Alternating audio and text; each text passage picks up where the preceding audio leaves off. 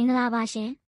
3မိနစ်မြန်မာ YouTube နဲ့ Facebook Channel ကနေကြိုဆိုပါရစေစစ်ကောင်စီရဲ့နိုင်ငံရေးကစားကွက်တစ်တွေနဲ့အတူမြေပြင်မှာတိုက်ပွဲတွေပုံမပြင်းထန်လာနေပြီးတော်လှန်ရေးအင်အားစုတွေကြားသတိပြုစရာဖြစ်စဉ်တွေပေါ်ပေါက်နေပါတယ်ဒေါ်အောင်ဆန်းစုကြည်ရဲ့နောက်ဆုံးအခြေအနေနဲ့နယ်မြေအလိုက်ထူးခြားတဲ့စစ်ရေးသတင်းသုံးသပ်ချက်တွေကိုအခုပဲတင်ဆက်ပေးတော့မှာဖြစ်ပါတယ်ကချင်ပြည်နယ်မှာဆိုရင်မတ်လနဲ့ဧပြီလအတွင်းတိုက်ပွဲတွေကြောင့်အရက်သား30ဦးသေဆုံးပြီး42ဦးဖမ်းဆီးခံခဲ့ရတယ်လို့ကချင်လူ့ခွင့်ရေးစောင့်ကြည့်ရေးအဖွဲ့ကဒီကနေ့မေလ2ရက်နေ့မှာထုတ်ပြန်ပါတယ်။အထူးသဖြင့်ဗမော့ဖားကန့်နဲ့မြစ်ကြီးနားဒေသတွေမှာအခြေအနေဆိုးရွားနေတာပါ။ရှမ်းပြည်နယ်တောင်ပိုင်းကွန်ဟိန်းမြို့နယ်မှာတော့တရားမဝင်ကြားဖြန့်လုပ်ကင်နေတဲ့တရုတ်နိုင်ငံသား43ဦးကိုစစ်ကောင်စီကဖမ်းဆီးခဲ့ပါတယ်။ဒါအပြင်ဖဲခုံမြို့နယ်မိုးပြဲဒေသမှာပြီးခဲ့တဲ့ဧပြီလ24ရက်နေ့ကအ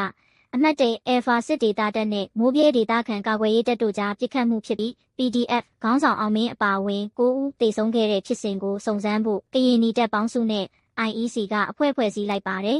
။ကယားပြည်နယ်မှာဧပြီလအတွင်းစစ်ကောင်စီရဲ့လက်နက်ကြီးနဲ့ဒရုန်းတိုက်ခိုက်မှုကြောင့်ပြည်သူ6ဦးသေဆုံးခဲ့တယ်လို့ PKPF ကထုတ်ပြန်ပါတယ်။ကရင်ပြည်နယ်မြဝတီမြို့နယ်မောတောင်မြို့မှာလည်းစစ်ကောင်စီကလေကြောင်းကဘုံကျဲလို့လသားရွယ်ကလေးငယ်အပါအဝင်အရက်သား3ဦးဒဏ်ရာရခဲ့ပါတယ်။မွန်ပြည်နယ်ဘီလီမြို့နယ်ဝင်းတာပန်စခန်းသိမ်းပွဲရက်20ကျော်လာတာကြောင့်ကျေးရွာ12ရွာကစစ်ဘေးရှောင်13000ကျော်အခက်အခဲကြုံနေရပါတယ်။ဒါအပြင်စစ်ကောင်စီကအာဝါဒေးပွဲပြန်လူငယ်23ဦးကိုပေါ်တာဆွဲဖမ်းဆီးပြီးတဦးကိုငွေကျပ်300နဲ့ပြန်ရွေးခိုင်းနေတယ်လို့သိရပါတယ်။ရခိုင်ပြည်နယ်မှာတော့ထူးခြားမှုအနေနဲ့AAထိန်းချုပ်ထားတဲ့မောင်တော်မြို့ကညင်ချောင်းစီးပွားရေးဇုံကနေဘင်္ဂလားဒေ့ရှ်နိုင်ငံကိုတစ်တင်သင်္ဘောတစ်စီးနဲ့ကုန်သွယ်မှုပြန်စတင်နေပြီဖြစ်ပါတယ်။ချင်းပြည်နယ်ဖလန်းမြို့နယ်ခေါ်ပွေချစ်အကျေးရွာကိုစစ်ကောင်စီကလေကြောင်းကဘုံကျဲရာမှာအသက်3နှစ်ကနေ10နှစ်အတွင်းကလေးငယ်9ဦးအပါအဝင်စုစုပေါင်း6ဦးသေဆုံးခဲ့ပါတယ်။စစ်ကောင်စီဟာဖလန်းမြို့ကိုပြန်ထိန်းချုပ်ပြီးနောက်ချင်းတောင်ပိုင်းကိုထိုးစစ်ဆင်ဖို့မကွေးတိုင်းကြောက်ထုဒေသမှာလက်နက်ခဲယမ်းတွေဖြည့်တင်းနေပါတယ်။စကိုင်းတိုင်းအင်းတော်မြို့ကိုစစ်ကောင်စီကပြန်လည်သိမ်းပိုက်နိုင်ခဲ့တယ်လို့ကဏီမြို့နယ်နဲ့အရာတော်မြို့နယ်ကကျေးရွာတွေကိုလည်းလေကြောင်းနဲ့ကာမီကာဇီဆူဆိုက်ဒရုန်းနှစ်စီးအသုံးပြုပြီးတိုက်ခိုက်ခဲ့ပါတယ်။မကွေးတိုင်းမှာတော့ရေစကြိုနဲ့စိတ်ဖြူမြို့နယ်တွေမှာတော်လှန်ရေးပူးပေါင်းတပ်တွေရဲ့ကြားဖြတ်တိုက်ခိုက်မှုကြောင့်စစ်ကောင်စီဘက်ကဗိုလ်တအုပ်အပါအဝင်13ဦးသေဆုံးပြီးလက်နက်5လက်သိမ်းဆည်းရမိပါတယ်။ဒါပေမဲ့14မြို့နယ်မှာတော့စစ်ကောင်စီကကျေးရွာတွေကိုမိရှို့ဖျက်ဆီးခဲ့လို့နေအိမ်ယာချီဆုံးရှုံးခဲ့ပါတယ်။အထက်မင်းလာမြို့နယ်မှာတော့စစ်ကောင်စီကိုနေ့စဉ်ရွှေနှစ်ကျပ်သားပေးပြီးတရားမဝင်ရွှေခိုးတူးနေမှုကြောင့်တဘာဝပတ်ဝန်းကျင်ပျက်စီးနေပါတယ်။မန္တလေးတိုင်းမြင်းချံနဲ့တောင်သာမြို့နယ်တွေမှာစစ်ကောင်စီကနေတွေကိုမိရှို့နေတယ်လို့ပြင်ဦးလွင် DSA စစ်တပ်ကတော်မှာစီနီယာဗိုလ်လောင်းတွေရဲ့ထိုးကျိတ်မှုကြောင့်ဂျူနီယာဗိုလ်လောင်းသိန်းဟန်တိတ်ဆုံးခဲ့တဲ့ဖြစ်စဉ်ဖြစ်ပွားခဲ့ပါတယ်။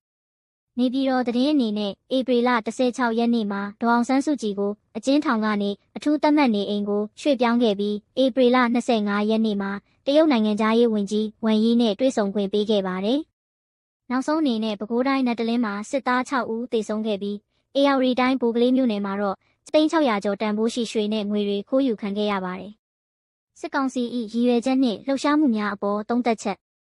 လက်ရှိစစ်ရေးအခြေအနေအရစစ်ကောင်စီဟာအင်းတော်နဲ့ဖလန်းလိုဗျူဟာကျတဲ့မြို့တွေကိုပြန်သိမ်းပြီးစစ်ရေးအရှိန်မြင့်လာတာတွေ့ရပါတယ်။ကတုံးလုံးဒေသမှာနီးပညာမြင့်ဒရုန်းတွေသုံးပြီးနယ်မြေပြန်စိုးမိုးဖို့စ조사နေပါတယ်။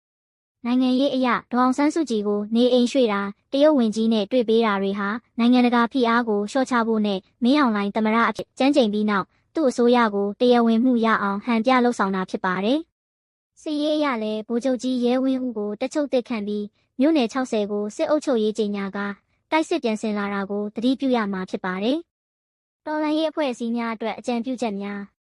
းຫນွေဦးတော်လှန်ရေးအောင်မြင်ရေးအတွက်ပထမဆုံးအနေနဲ့စစ်ကောင်စီရဲ့ဒရုန်းတိုက်ခိုက်မှုတွေကိုကာကွယ်ဖို့ဂျမာတွေနဲ့တံပြန်ဒရုန်းနည်းပညာတွေကိုအမြန်ဆုံးမြင့်တင်ရပါမယ်။ဒုတိယအနေနဲ့မိုးပြဲဖြစ်စဉ်ကိုတော်လှန်ရေးအဖွဲ့အချင်းချင်းပြစ်ခတ်မှုမျိုးမဖြစ်အောင် COC စနစ်ကိုတိကျစွာလိုက်နာပြီးနိုင်ငံရေးနည်းနဲ့ဖြည့်ရှင်းကြဖို့တိုက်တွန်းလိုပါတယ်။ထောက်ပို့လမ်းကြောင်းတွေမပြတ်တောက်အောင်လဲကြိုတင်ပြင်ဆင်ထားရပါမယ်။